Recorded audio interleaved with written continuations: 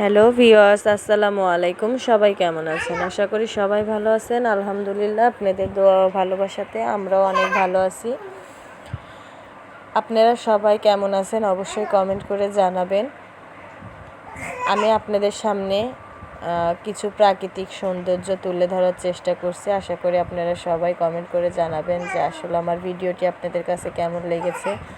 অবশ্যই কমেন্ট করে জানাবেন। আর আমার ভিডিওটি যদি আপনাদের ভালো লেগে থাকে অবশ্যই আমার ভিডিওতে লাইক করবেন, কমেন্ট করবেন, শেয়ার করবেন। আমার পেজটিকে ফলো করে আমার পাশে থাকবেন।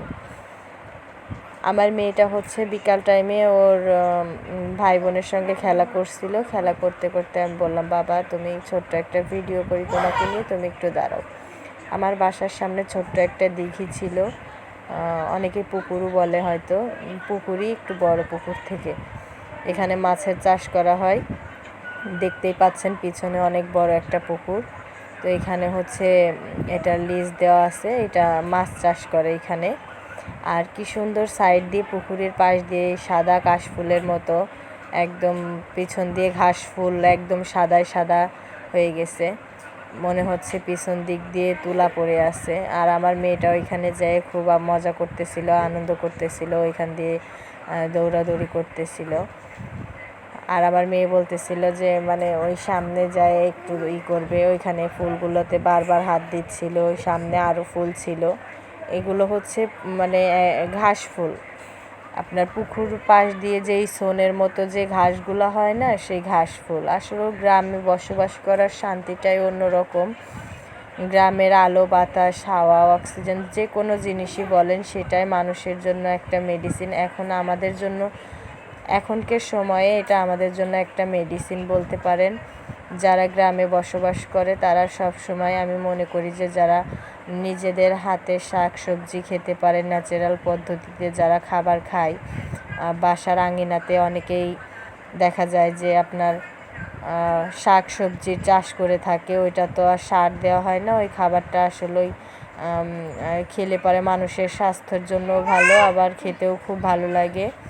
আর এই পুকুর পাড় দিয়ে চারপাশ দিয়ে হচ্ছে আপনার সুপারি গাছ, তারপরে লেবু, আপনার বেগুন গাছ, সিম গাছ, বিভিন্ন প্রকারের ফল সবজি, বিভিন্ন ধরনের আম গাছ ছিল, লিচু গাছ আছে। তো আমি ভিডিওটার মধ্যে সব কিছুই নিতে পারিনি। আমার মেয়ে এখানে এগুলো দেখে এখান থেকে সরতে চাচ্ছিল না। ওরা তেমন একটা বাইরে বেরোয় না।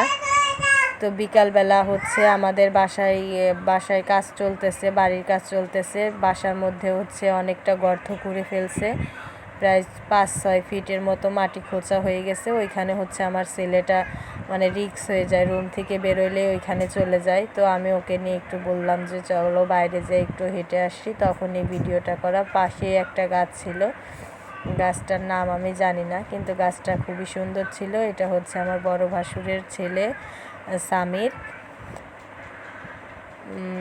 দুই ভাই বোনে সুন্দর করে এদিক দিয়ে হাঁটতেছিল, ওদের খুব ভালো লাগতেছিল। আর আমার মেয়ে তো মহা খুশি হয়ে গেছে যে এইভাবে ঘুরতে ফিরতে পারতেছে। ও হচ্ছে ওর ভাইয়ের জন্য কোথাও যেতে পারে না, যেহেতু আমি আমার সংসারে একা। এই জন্য আমার মেয়েটার যখন আমি রুমে না থাকি বা রুমের বাইরে যাই তখন ওকে দেখতে হয়। ছেলেটা তেমন একটা কোলে থাকতে চায় না, কিন্তু ওকে চোখের দেখাটা দেখতে হয়।